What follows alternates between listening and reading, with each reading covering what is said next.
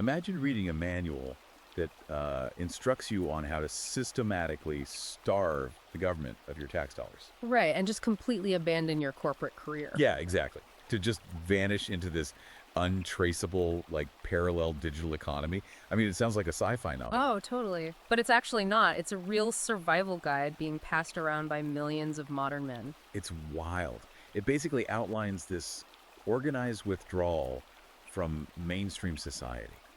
And it's driven by this belief that the fundamental, architecture of our culture has been just irreparably captured by feminist and Marxist ideologies. Yeah, it's a massive ideological shift. And before we really unpack the mechanics of this underground movement, we should probably do a quick little housekeeping. Oh, right. Yes, please. To you listening right now, do us a quick favor and like and subscribe to The Deep Dive. Your engagement is literally the engine that keeps these in-depth explorations going. It really is. It lets us tackle these massive, controversial cultural shifts without, having to water anything down. Exactly. It takes a second, but it means the world to the show. Anyway, let's get into the source material driving this whole conversation. It's a brand new explosive ebook titled Woke Wreckage, The Silencing of Free Speech, and it's by Conrad Reicher. Right. And if you want to follow along or, if you want to dive directly into the raw text yourself, you can find it on Amazon Kindle and Google Play Books. Yep, and you can also follow the author directly at Conrad Reicher on Substack. But we should probably frame how we're approaching this text today because Woke Wreckage is not written as some detached, objective, sociological observation. No, not at all. Reicher explicitly positions this book as a war manual, like a literal survival guide for the men's rights and red pill communities. Yeah, it is a highly politically charged document. I mean, it makes some really aggressive claims about the erasure of male biology and, well, just the total restructuring of Western institutions. Exactly. So our journalistic mission today is to just act as your impartial guides through this landscape. Right. We are not here to endorse Reicher's viewpoints. Right. And we're not here to dismiss them either. No. Our job is just to deconstruct his arguments, dissect the data he brings to the table, and basically map out this entire rebellion blueprint that he proposes. So you can fully understand the mechanics of this rapidly growing demographic that feels, honestly, just entirely alienated from modern culture. Yeah, and Reicher builds his case from the ground up, starting with, the most fundamental layer of human existence, which is basic biology. Right. He opens the book with this premise that modern society doesn't just misunderstand male behavior, it actively pathologizes it. He tells this really visceral story right at the start. Yeah. About this father in Maryland. Oh, yeah, the park story. Right. This guy just lets his 7-year-old son walk half a mile to a local park by himself. And the result, the police actually show up, and the father is arrested for unsubstantiated child neglect. Wait, arrested just for letting his kid walk to the park? Literally arrested. And Yeah. the mechanism of state intervention here is what Reicher really wants the reader to focus on. Okay, how so? Well, historically, things like fostering independence, risk assessment, self-reliance, those were considered essential markers of healthy male socialization. Right, you send a boy out to navigate the neighborhood so he learns how to navigate the actual world. Exactly. But Reicher uses this arrest to argue that the institutional lens has shifted so radically that fostering that independence is now legally interpreted as child endangerment. Wow. So the state has essentially criminalized the traditional way of raising boys. That's his argument, yeah. And he compounds that with another everyday anecdote, this time about a man at a gym. Oh, the deadlift guy. Yeah. This guy is deadlifting 400 pounds.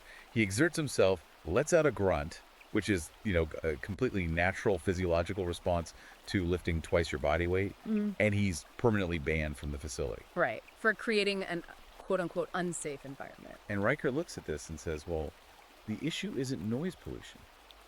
The issue is that the raw physical manifestation of testosterone-like exertion, aggression, dominance over a physical object has just been outlawed in public spaces. Yeah. Reicher is basically tracing a line from these micro-interactions to massive institutional frameworks.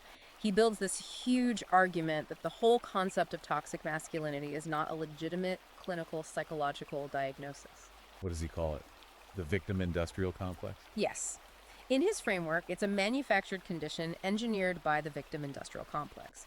It's just a way to medicalize non-compliant male behavior. And he aims right at the top of the medical establishment to prove it, right? He goes after the American Psychological Association. He does. Because the APA released these formal guidelines a few years ago that essentially labeled traditional masculinity, things like stoicism, competitiveness, dominance, as psychologically harmful. But then Riker digs into the funding behind those conferences. And this is the crazy part. He claims that one of the major APA conferences where these ideas were heavily promoted was actually sponsored by Pfizer. Right. The conflict of interest Riker is highlighting here is profound. Yeah. Because he's outlining this cyclical industry. The pharmaceutical feedback loop. Exactly. First, the psychological establishment pathologizes the natural biological state of boyhood. They take high energy, physical aggression, low attention to sedentary tasks, and label them as clinical disorders. Right. And then, conveniently, the pharmaceutical companies that sponsor the establishment provide the chemical cure. Yep. The SSRIs and stimulants to chemically induce compliance.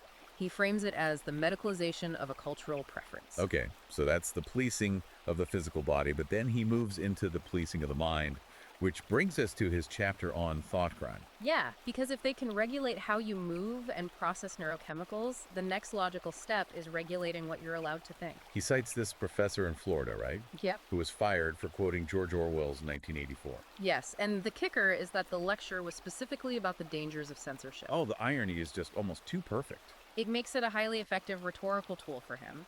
But he backs that anecdote up with broad statistical data. He pulls from FIRE, the Foundation for Individual Rights and Expression. And what do their surveys say?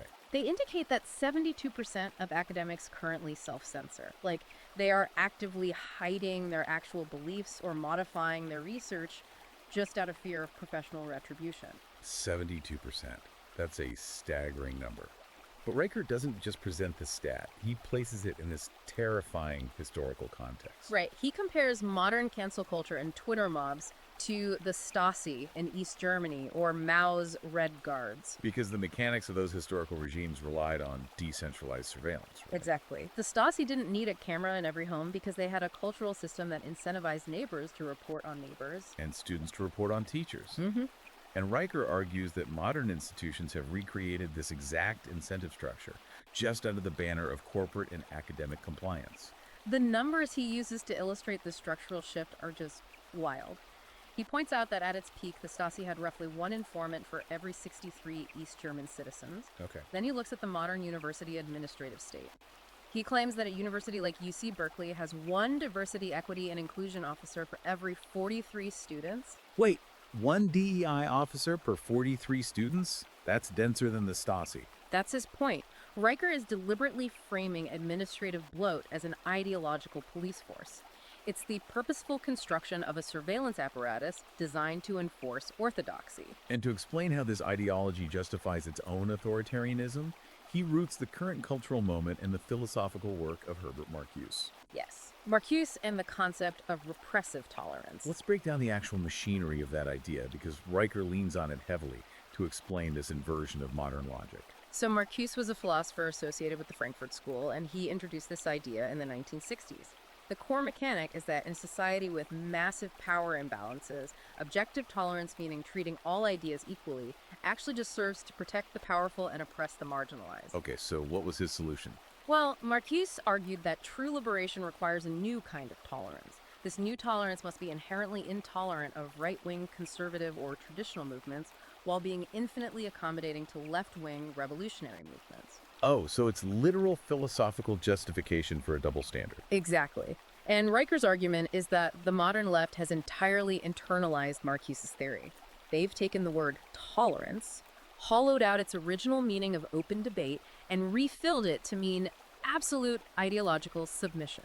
Right, so in this framework, expressing a traditional view on gender isn't just a difference of opinion, it's classified as literal violence, which then justifies a punitive response. Precisely. Okay, hold on though. Let's look at this critically for a second.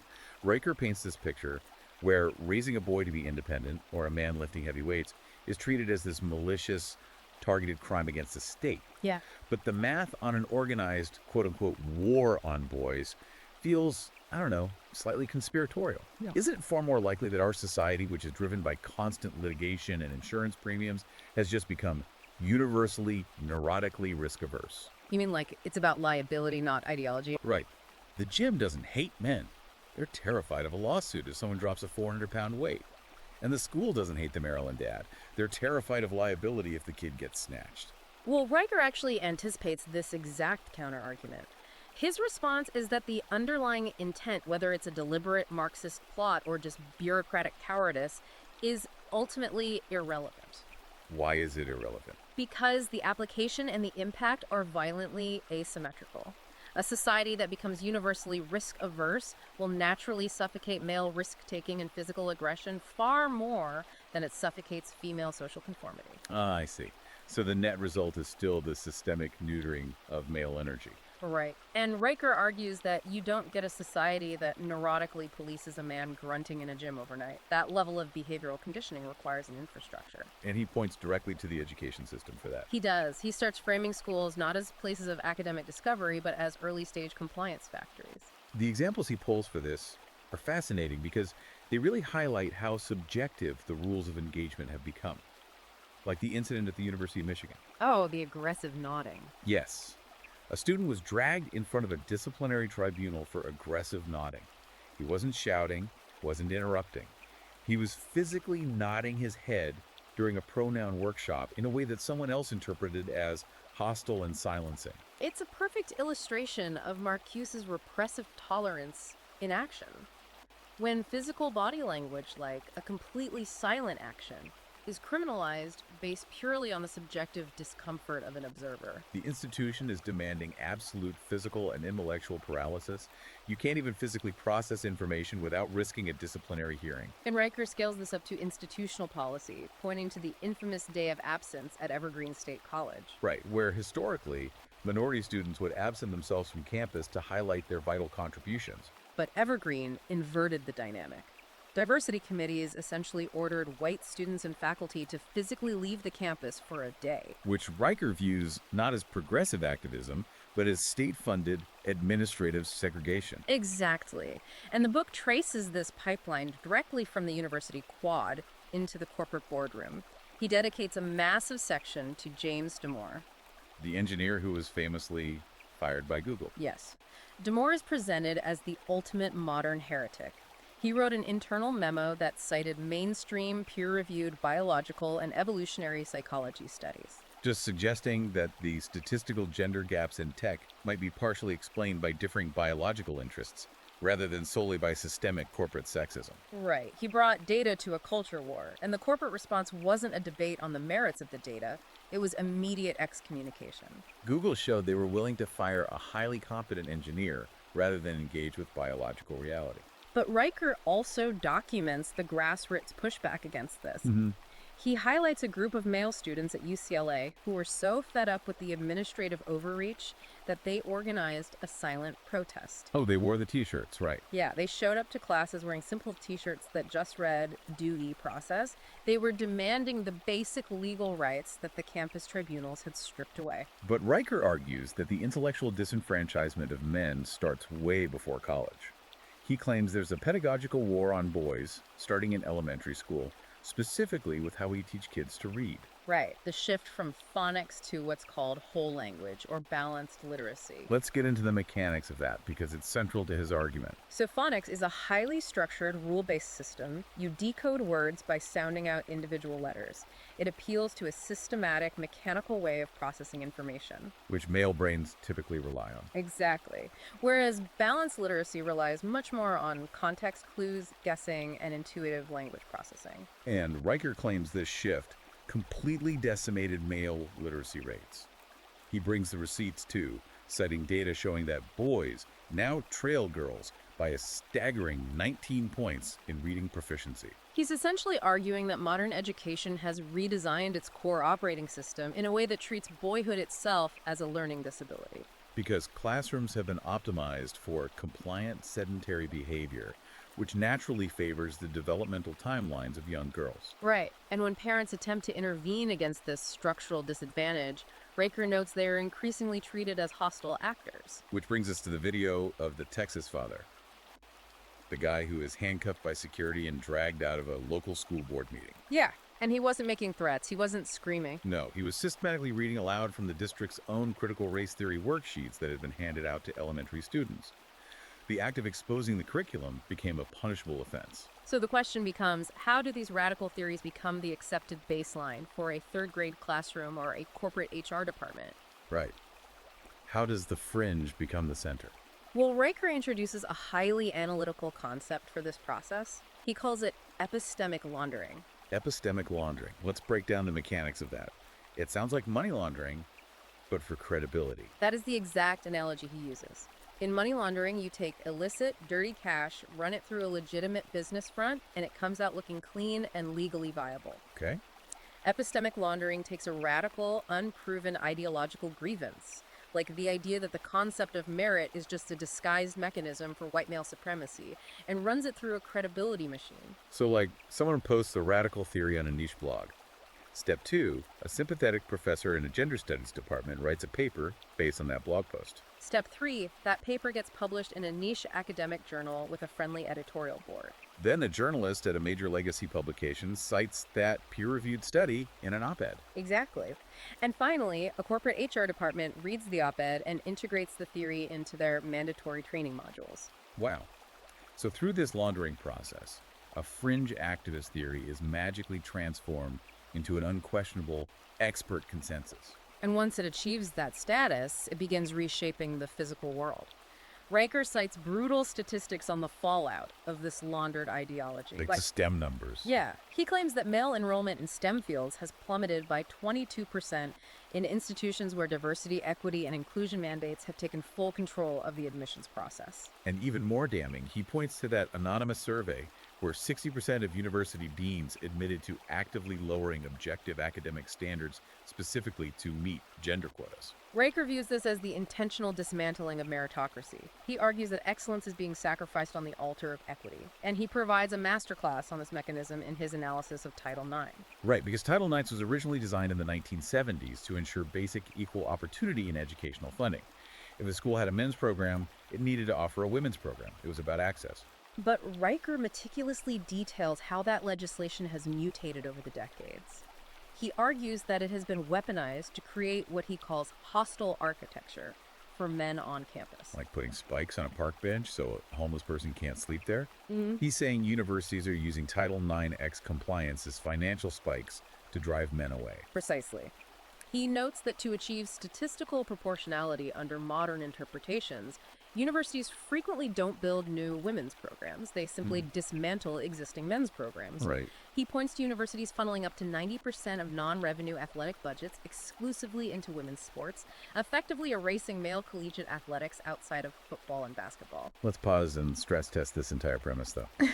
Because Riker is outlining an educational system that functions as intellectual taxidermy, scooping out the fierce competitive drive of young men and stuffing them with compliance jargon. Yeah. But if this machine is so perfectly designed and so universally effective at castrating male ambition, the math doesn't add up for me.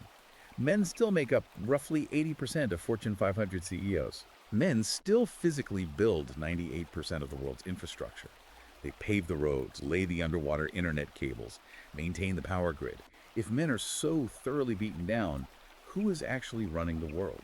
Well, Riker doesn't shy away from that paradox. He actually places it at the center of his thesis.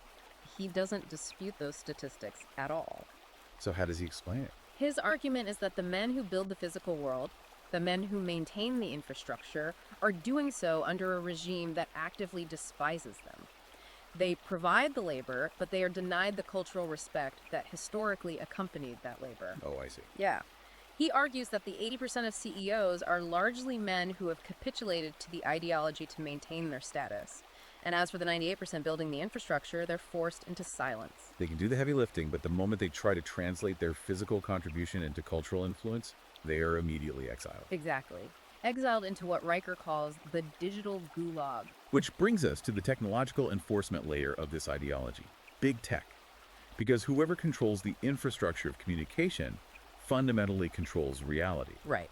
Silicon Valley takes the academic theories we just discussed and operationalizes them at scale. Riker frames these massive tech platforms not as public squares, but as heavily curated corporate fiefdoms enforcing a rigid state orthodoxy. And he illustrates the absurdity of this algorithmic enforcement with a story from Ohio, right? Yes, the track medal story. A mother posts a picture on Meta of her high school son standing on a podium holding a track medal. Her caption is incredibly benign. She writes something like, "So proud of my boy for competing and winning against actual boys." And the algorithm instantly flags the post, deletes the image, and hits her account with a strike for hate speech. Just for praising her biological son's athletic achievement. Riker uses this to demonstrate the sheer blunt force of automated censorship. The natural language processing models are trained to view basic biological descriptors as inherently malicious if they intersect with contested political issues. Which naturally transitions into his brutal takedown of the whole fact-checking industry. We're constantly told to trust these independent fact-checkers. Oh. But Riker pulls back the curtain on the financial and ideological feedback loops within these NGOs. He cites data from all sides, demonstrating that 90% of Facebook's supposedly neutral fact-checkers donate exclusively to Democratic political campaigns. The ideological capture of the verification class. And he highlights an even more statistically improbable metric. He notes that 100% of the fact-checkers responsible for monitoring climate misinformation actively oppose nuclear energy. Which makes zero sense if your objective is actually reducing carbon emissions, given that nuclear power is the most efficient zero-carbon energy source available. Exactly. Riker's point is that these fact-checkers are not scientifically evaluating data. They are enforcing a political narrative. They act as the gatekeepers of digital feudalism. But Riker argues the censorship goes far beyond managing current events. The most chilling chapter in this section deals with cultural vandalism, the retroactive sanitization of history. Oh, this part is genuinely dystopian. Riker details how major publishing houses are employing armies of sensitivity consultants to secretly edit classic literature. They are performing a retroactive ideological cleansing of the historical record, like Roald Dahl's children's books. The publisher removed the word fat to describe Augustus Gloop because it might cause offense. And Ian Fleming's original James Bond novels are being rewritten to remove any dialogue deemed an ethnic stereotype or a display of toxic masculinity. It is the literal rewriting of cultural memory. And Riker doesn't just argue this is annoying, he argues it causes measurable cognitive damage. He cites a study from Stanford researchers looking at the impact of sanitized text on learning. What did they find? The research demonstrates that students who are assigned these smoothed-over, modernized, inoffensive texts score 37% lower on critical thinking assessments compared to students forced to grapple with the original, complex, sometimes offensive source material. Wow. Because if you never encounter friction in the text, your brain never has to pause and process an anomaly. You just consume the ideological slurry. Exactly. The friction is the point of literature. Riker concludes that big tech and publishing monopolies have achieved something authoritarian governments could only dream of: outsourced state censorship. The government doesn't have to violate the First Amendment to ban a thought. They just rely on Meta's algorithm to quietly erase it. It's a clean, legally ambiguous mechanism for total informational control. But information wants to be free, and Riker details the incredible underground resistance forming against this digital gulag. Right, the rise of pirate digital libraries.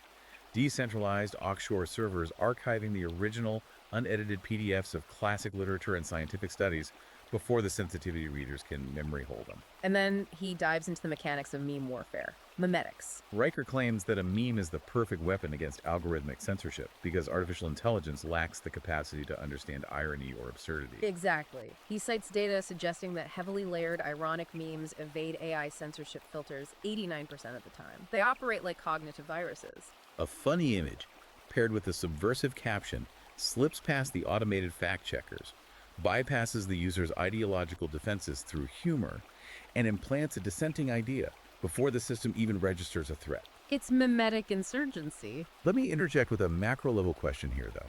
I look at Riker's premise, and there's a glaring contradiction. What's that? He's arguing that in 2026, an era where a teenager with a smartphone has more raw access to global information than the President of the United States had during the Cold War, we are somehow living in a modern dark age where truth is contraband. Yeah. Can a system actually maintain a lid on information when the technological pipes are this massive?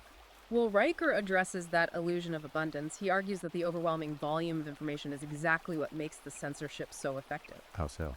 Because when you have access to a billion websites, you assume you're seeing the whole picture. You don't realize what the algorithm has quietly downranked or shadow banned to page 50 of the search result. Ah, I see. But to your point about sustainability, Riker agrees it's ultimately unstable. He posits that this massive apparatus of informational control isn't just about winning political arguments on social media. It serves a much more vital function. Yes. It is the necessary cover-up for a massive, ongoing economic and biological sabotage of men. Which takes us into the cold, hard, physical reality of men's lives. Moving from the digital town square into the actual mechanics of economic and biological collapse. This is where Riker connects the ideological superstructure we've been discussing to the material conditions of his audience. He starts with the economy. Highlighting the collision between the physical world of male labor and the abstract world of corporate HR, like the story of the veteran Australian miner. Right. This man works in an incredibly hostile, physically dangerous environment where objective reality and the laws of physics determine whether you live or die. And the company mandates a corporate sensitivity training session on psychological safety. During the session, the miner makes a dark, cynical joke. He says something like, safety harnesses save lives down in the hole, but HR harnesses just end careers. And the result? He is immediately terminated. Decades of specialized, high-risk physical experience discarded because he violated the delicate linguistic parameters of white-collar management. Riker uses that anecdote to scale up to a macroeconomic analysis of how ideological compliance is destroying actual value. He launches a vicious critique of ESG, environmental, social, and governance scoring. Let's bypass the acronyms and look at how this actually works. ESG is essentially a social credit score for corporations, enforced by massive asset managers. Right. If a corporation doesn't meet specific diversity quotas on their board, the asset managers withhold capital. And Riker analyzes the financial performance data of these heavily mandated funds. They underperform. Yes, strict ESG funds are consistently underperforming the broader S&P 500 index by roughly 12% annually. He categorizes this entire investment strategy as a woke revenge fantasy. In his view, the managerial class is perfectly willing to destroy trillions of dollars in actual shareholder wealth just to socially engineer corporate compliance. But the economic sabotage Riker describes gets incredibly intimate when he analyzes family law. He coins a phrase that is arguably the most memorable concept in the entire book, alimony alchemy. It is a brilliant, highly cynical framing of the divorce industry. It suggests a magical transmutation where a man's decades of physical and mental labor are legally converted into an ex-wife's unearned lifestyle subsidy. And he unleashes a barrage of statistics designed to validate the deepest fears of his red pill audience. He claims that 90% of family law attorneys are now women. And that 72% of all alimony payers are men. And perhaps the most brutal metric he cites. In contested divorces, 93% of exclusive use home awards, meaning the legal right to remain in the family house while the other party continues to pay the mortgage, are granted to women. When Riker runs those numbers through his ideological framework, the family court system ceases to look like a mechanism for equitable dispute resolution. It looks like a highly efficient extraction industry designed to systematically transfer wealth from male producers to female consumers. Which is why Riker claims men are increasingly engaging in a marriage strike. They are looking at the legal contract of marriage, assessing the risk-to-reward ratio, and simply refusing to sign the paperwork. And the implications of that strike go far beyond economics. Riker takes the narrative into terrifying biological territory. He anchors this section on data showing that global male sperm counts have plummeted by 50% since 1973. Right. And while mainstream endocrinologists debate the complex web of environmental factors, Riker synthesizes it into a deliberate framework he calls the chemical matriarchy. Let's explore the biological mechanics he proposes here. Riker points to the massive proliferation of microplastics, phthalates, and highly estrogenic modern diets. These chemicals act as endocrine disruptors. When a man ingests microplastics, those chemicals bind to cellular androgen receptors. Exactly. They essentially trick the male body into thinking it has excess estrogen, which causes the body to downregulate its own natural testosterone production. And Riker argues this isn't just an unfortunate byproduct of industrialization. He views it as a structural feature of modern society. A chemically pacified, low testosterone male population is much easier to manage, tax, and control. He then broadens the scope to look at the macro demographic results, contrasting the collapsing birth rates of the West with nations attempting to reverse the trend. Like Germany and Hungary. Germany, a nation deeply invested in progressive policies, has implemented state-funded gender-neutral daycares where toddlers are reportedly taught to identify and apologize for their reproductive privilege. And Germany's native birth rates continue to fall well below replacement levels. Then he pivots to Hungary, which has taken a radically different, highly traditional approach. The Hungarian government has instituted massive natalist policies. They offer massive tax exemptions and outright grants of up to $35,000 for married heterosexual couples to purchase homes, provided they commit to having multiple children. And the data shows Hungary's marriage rates have skyrocketed, and their birth rates have spiked by 15% in a relatively short period. Riker uses this to argue that biology responds to incentives, and Western culture is currently incentivizing extinction. He relies heavily on historical cycles to drive this point home, comparing modern Western men dropping out of society to the elites of the late Roman Empire. Swapping the rigorous discipline of military service and civic duty for the imported luxury of silk, soy, and endless entertainment. Right, when the men who are supposed to build and defend a society abandon their legacy in exchange for cheap leisure, the civilization inevitably collapses. And he reserves his most intense scorn for the hypocrisy he sees in the modern feminist movement. Activists will relentlessly demand strict 50-50 gender quotas for the comfortable air-conditioned environments of Fortune 500 boardrooms. But there is absolute silence regarding the glass cellar. Nobody is protesting the fact that 97% of garbage collectors, sewer workers, oil rig roughnecks, and deep-sea fishermen are men. Nobody's demanding gender parity in the freezing mud. Exactly. Riker uses that disparity to assert that modern institutional feminism is not fundamentally about sharing the equal burden of societal labor. It's merely a mechanism for securing equal access to the safest positions of power. This brings me back to the marriage strike and alimony alchemy. If the entire legal and cultural apparatus operates as a rigged casino designed to strip men of their assets, how should we view movements like MGTOW? Men going their own way. Right. Are these men engaging in a profound ideological protest? Or is it just a cold-blooded mathematical risk assessment by guys who refuse to play a game where the house always wins? Based on the final chapters of Riker's text, it is almost entirely a mathematical risk assessment. The grand ideological justifications come later. The initial decision to drop out is driven by basic survival math. Which leads us directly into the climax of the book.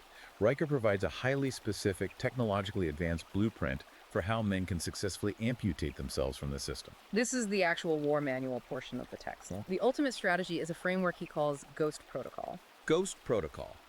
It is the complete systematic withdrawal from the visible economy and the jurisdictional reach of the state. It's about disappearing legally, socially, and financially. Riker outlines the practical steps. He advocates for burner phones, decentralized communication, and legally establishing offshore LLCs in jurisdictions that do not extradite or cooperate with Western tax authorities. He explains how to funnel income into these entities and convert it into untraceable cryptocurrency. He provides this cinematic case study of a guy who executed the protocol after being financially ruined in a contested divorce. Right, stripped of his assets by the family court, targeted by the IRS. So the guy physically relocates to an off-grid ice fishing hut in rural Alaska. He sets up a massive crypto mining rig, powers it with a diesel generator, connects via satellite, and mines Monero. A privacy coin that obfuscates every transaction, making it mathematically impossible for the government to track. He uses this untraceable wealth to fully fund an offshore trust for his kids, bypassing the marital-industrial complex entirely. It is the ultimate libertarian techno-fantasy. The state demands its cut, and the individual just uses encryption to make the wealth invisible. But Riker emphasizes that you don't need to flee to Alaska to build this parallel structure. He points to the massive disruption of the legacy media landscape, heavily focusing on Substack. Right. Substack systematically recruited and poached roughly 10% of the top-tier op-ed writers from legacy institutions like the New York Times. These journalists abandon the immense prestige and health insurance because they flatly refuse to have their thoughts policed by the new generation of HR sensitivity editors. And Riker focuses on the economic reward for that defiance. Data shows the top political and cultural writers on Substack collectively generated over $25 million in subscription revenue in a single year. They built highly lucrative independent media empires specifically by supplying the unfiltered reality that the mainstream institutions had banned. Proving that the market demand for objective truth is massive. But Riker documents the formation of these parallel societies extending far beyond media. He describes underground gamer clans constructing physical offline mesh networks. Right, using modified Xbox controllers, Raspberry Pi microcomputers, and ham radio frequencies to build decentralized communication grids so they can interact and trade without algorithmic oversight. And he highlights alternative gig economies, platforms where men organize into mastermind mercenaries, anonymous, highly vetted networks of male professionals offering high-level consulting, completely bypassing traditional corporate structures. Riker cites estimates suggesting that up to 34% of fully remote freelance jobs are now operating within this underground male-dominated shadow economy. They pay zero institutional tax. So when we synthesize all of these data points, the pathologized biology, the epistemic laundering, the algorithmic censorship, the economic extraction, and this final technological withdrawal, what is the ultimate message of woke wreckage? The overarching synthesis is a brutal distillation of power dynamics. Ah. Voluntary servitude is still slavery. Riker is telling his millions of readers that the legacy institutions are fundamentally unreformable. They have been entirely captured by an ideology that views male existence as inherently toxic. Therefore, the only winning move is to stop playing their game. Exactly. He is instructing men to systematically starve the machine. Starve it of your tax dollars, your physical labor, your intellectual property, and above all, your compliance. It requires a massive psychological rewiring, transitioning men out of the defensive posture created by cancel culture into a posture of active, joyful, highly lucrative rebellion. He leans back into mimetic warfare. He tells his audience to stop trying to rationally debate HR departments. You use absurdity, irony, and humor to completely bypass the Overton window. You mock the censor into cultural irrelevance while you quietly build your wealth off-grid. But let me pose a critical systemic thought here. Riker is essentially instructing millions of highly competent men to pull a digital version of Atlas Shrugged. Yes, he is. He wants the engineers, the builders, the coders to shrug off the burden of supporting a society that hates them. But if the most competent men systematically withdraw their resources, their labor, and their tax revenue into this untraceable shadow economy, what exactly happens to the mainstream society they leave behind? Okay. The society that fundamentally relies on their tax base to fund the DEI officers and relies on their physical labor to keep the power grid online. That is the multi-trillion-dollar question. Because if this blueprint is executed at scale, the societal collapse he warns about isn't just a philosophical possibility, it becomes a mathematical certainty. A consumption-based society cannot survive if the primary producers simply walk away. Which brings us to a final, highly provocative thought experiment. This specific scenario isn't explicitly detailed in the book, but it's the unavoidable conclusion of everything Riker has proposed. Let's assume Riker's Ghost Protocol is wildly successful. Millions of men successfully unplug. They build this high-functioning, untaxable, parallel digital society. History teaches us one immutable law regarding power. A dominant state economy and a powerful, untaxed parallel economy cannot coexist peacefully. The state fundamentally relies on taxation and control to sustain itself. If a massive segment of its most productive citizens vanishes into the digital ether, the state begins to starve. The tax base collapses. So the question becomes, at what point does the digital gulag realize it can no longer simply ignore or censor the rebellion? At what point do the institutions realize they are running out of money and attempt to physically breach the walls of this new male underground? And when that inevitable cultural and economic collision occurs, what does the fallout look like? It's a terrifying scenario to model out. It really is.